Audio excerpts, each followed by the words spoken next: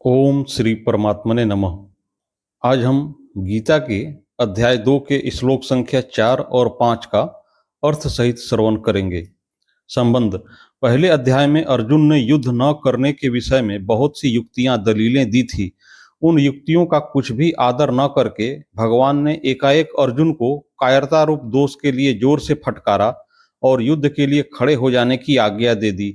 इस बात को लेकर अर्जुन भी अपनी युक्तियों का समाधान ना पाकर एकाएक उत्तेजित होकर बोल उठा। अर्जुन उवाच कथम भीष्ममहं संगख्ये द्रोणम च मधुसूदन इषुभिः प्रतियोत्स्यामि पूजार्हा वरिसूदन। अर्जुन बोले, हे मधुसूदन, मैं रणभूमि में भीष्म और द्रोण के साथ बाणों से कैसे युद्ध करूं, क्योंकि हे अरिसूदन, ये दोनों ही पूजा के योग्य हैं। व्याख्या। मधुसूदन और अरिसूदन ये दो संबोधन देने का तात्पर्य है कि आप दैत्यों को और शत्रुओं को मारने वाले हैं, अर्थात जो दुष्ट स्वभाव वाले, अधर्ममय आचरण करने वाले और दुनिया को कष्ट देने वाले मधु, कैटभ आदि दैत्य हैं, उनको भी आपने मारा है। और जो बिना कारण द्वेष रखते हैं, अनिष्ट करते हैं, ऐसे शत्रुओं को भी आपने मारा है। परंतु मेरे सामने तो पितामह भीष्म और आचार्य द्रोण खड़े हैं, जो आचरण में सर्वथा श्रेष्ठ हैं, मेरे पर अत्यधिक स्नेह रखने वाले हैं और प्यार पूर्वक मेरे को शिक्षा देने वाले हैं। ऐसे मेरे परम हितैषी दादाजी और विद्या गुरु को मैं कैसे मारूं।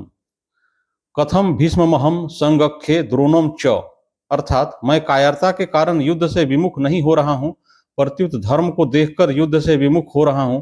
परंतु आप कह रहे हैं कि यह कायरता, यह नपुंसकता तुम्हारे में कहां से आ गई। आप जरा सोचे कि मैं पितामह भीष्म और आचार्य द्रोण के साथ बाणों से युद्ध कैसे करूं। महाराज, यह मेरी कायरता नहीं है। कायरता तो तब कही जाए जब मैं मरने से डरूं। मैं मरने से नहीं डर रहा हूं, प्रत्युत मारने से डर रहा हूं। संसार में दो ही तरह के संबंध मुख्य हैं, जन्म संबंध और विद्या संबंध। जन्म के संबंध से तो पितामह भीष्म हमारे पूजनीय हैं। बचपन से ही मैं उनकी गोद में पला हूं। बचपन में जब मैं उनको पिताजी पिताजी कहता, तब वे प्यार से कहते कि मैं तेरे पिता का भी पिता हूं। इस तरह वे मेरे पर बड़ा ही प्यार स्नेह रखते आए हैं। विद्या के संबंध से आचार्य द्रोण हमारे पूजनीय हैं।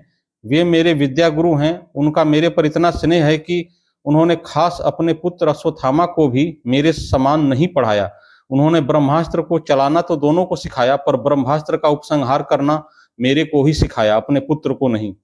उन्होंने मेरे को यह वरदान भी दिया है कि मेरे शिष्यों में अस्त्र शस्त्र कला में तुम्हारे से बढ़कर दूसरा कोई नहीं होगा। ऐसे पूजनीय पितामह भीष्म और आचार्य द्रोण के सामने तो वाणी से रे तू ऐसा कहना भी उनकी हत्या करने के समान पाप है। फिर मारने की इच्छा से उनके साथ बाणों से युद्ध करना कितने भारी पाप की बात है। संबंध में बड़े होने के नाते पितामह भीष्म और आचार्य द्रोण ये दोनों ही आदरणीय और पूजनीय हैं। इनका मेरे पर पूरा अधिकार है। अतः ये तो मेरे पर प्रहार कर सकते हैं, पर मैं उन पर बाणों से कैसे प्रहार करूं। उनका प्रतिद्वंदी होकर युद्ध करना तो मेरे लिए बड़े पाप की बात है, क्योंकि ये दोनों ही मेरे द्वारा सेवा करने योग्य हैं और सेवा से बढ़कर पूजा करने योग्य हैं। ऐसे पूज्य जनों को मैं बाणों से कैसे मारूं। संबंध। पूर्व श्लोक में अर्जुन ने उत्तेजित होकर भगवान से अपना निर्णय कह दिया। अब भगवद वाणी का असर होने पर अर्जुन अपने और भगवान के निर्णय का संतुलन करके कहते हैं, गुरून् हत्वा हि महानुभावान् श्रेयो भोक्तुम भक्ष्यम पिह लोके हत्वार्थ कामांस्तु गुरु निहैव भुज्जीय भोगान रुधिर प्रदिग्धान। अर्थात महानुभावान गुरुजनों को न मारकर इस लोक में मैं भिक्षा का अन्न खाना भी श्रेष्ठ समझता हूँ, क्योंकि गुरुजनों को मारकर यहाँ रक्त से सने हुए तथा धन की कामना की मुख्यता वाले भोगों को ही तो भोगूंगा। व्याख्या। अब अर्जुन पहले अपने पक्ष को सामने रखते हुए कहते हैं कि अगर मैं भीष्म, द्रोण आदि पूज्य जनों के साथ युद्ध नहीं करूंगा तो दुर्योधन भी अकेला मेरे साथ युद्ध नहीं करेगा। इस तरह युद्ध न होने से मेरे को राज्य नहीं मिलेगा, जिससे मेरे को दुख पाना पड़ेगा। मेरा जीवन निर्वाह भी कठिनता से होगा। यहाँ तक कि क्षत्रिय के लिए निषिद्ध जो भिक्षावृत्ति है, उसको भी जीवन निर्वाह के लिए ग्रहण करना पड़ सकता है। परंतु गुरुजनों को मारने की अपेक्षा मैं उस कष्टदायक भिक्षावृत्ति को भी ग्रहण करना श्रेष्ठ मानता हूँ। यह लोके कहने का तात्पर्य है कि यद्यपि भिक्षा मांगकर खाने से इस संसार में मेरा अपमान तिरस्कार होगा, लोग मेरी निंदा करेंगे, तथापि गुरुजनों को मारने की अपेक्षा भिक्षा मांगना श्रेष्ठ है। अपि कहने का तात्पर्य है कि मेरे लिए गुरुजनों को मारना भी निषिद्ध है और भिक्षा मांगना भी निषिद्ध है, परंतु इन दोनों में भी गुरुजनों को मारना मुझे अधिक निषिद्ध दिखता है। अर्जुन भगवान के वचनों की तरफ दृष्टि करते हुए कहते हैं कि अगर मैं आपकी आज्ञा के अनुसार युद्ध करूं तो युद्ध में गुरुजनों की हत्या के परिणाम में उनके खून से सने हुए, जिनमें धन आदि की कामना ही मुख्य है, ऐसे भोगों को ही तो भोगूंगा। मेरे को भोग ही तो मिलेंगे, उन भोगों के मिलने से मुक्ति थोड़े ही होगी, शांति थोड़े ही मिलेगी। यहाँ यह प्रश्न हो सकता है कि भीष्म, द्रोण आदि गुरुजन धन के द्वारा ही कौरवों से बंधे थे, अतः यहाँ अर्थ कामान पद को गुरून पद का विशेषण मान लिया जाए तो क्या आपत्ति है? इसका उत्तर यह है कि अर्थ की कामना वाले गुरुजन ऐसा अर्थ करना उचित नहीं है, कारण कि पितामह भीष्म, आचार्य द्रोण आदि गुरुजन धन की कामना वाले नहीं थे। वे तो दुर्योधन के वृत्ति भोगी थे, उन्होंने दुर्योधन का अन्न खाया था, अतः युद्ध के समय दुर्योधन का साथ छोड़ना कर्तव्य ना समझकर ही वे कौरवों के पक्ष में खड़े हुए थे।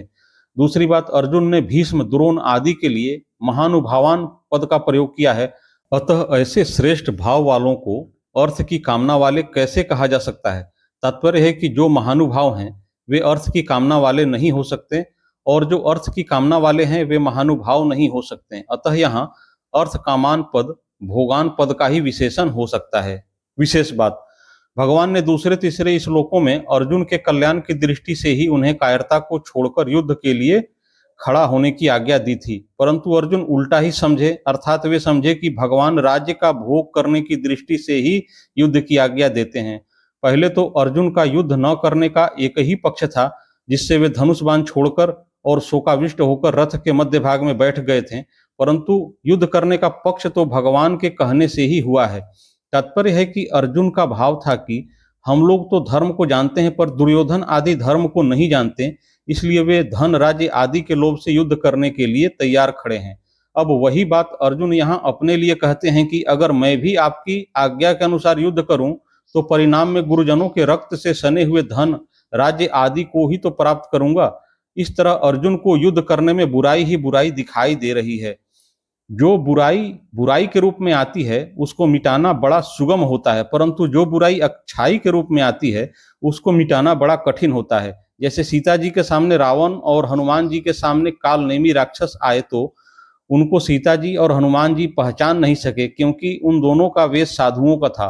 अर्जुन की मान्यता में युद्ध रूप कर्तव्य कर्म करना बुराई है और युद्ध न करना भलाई है, अर्थात अर्जुन के मन में धर्म हिंसा त्याग रूप भलाई के वेश में कर्तव्य त्याग रूप बुराई आई है।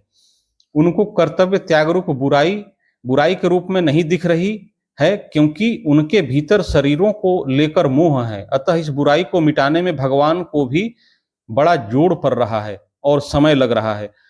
नारायण नारायण नारायण। अगली वीडियो में हम अध्याय 2 के क्रमशः श्लोकों का अर्थ सहित श्रवण करेंगे।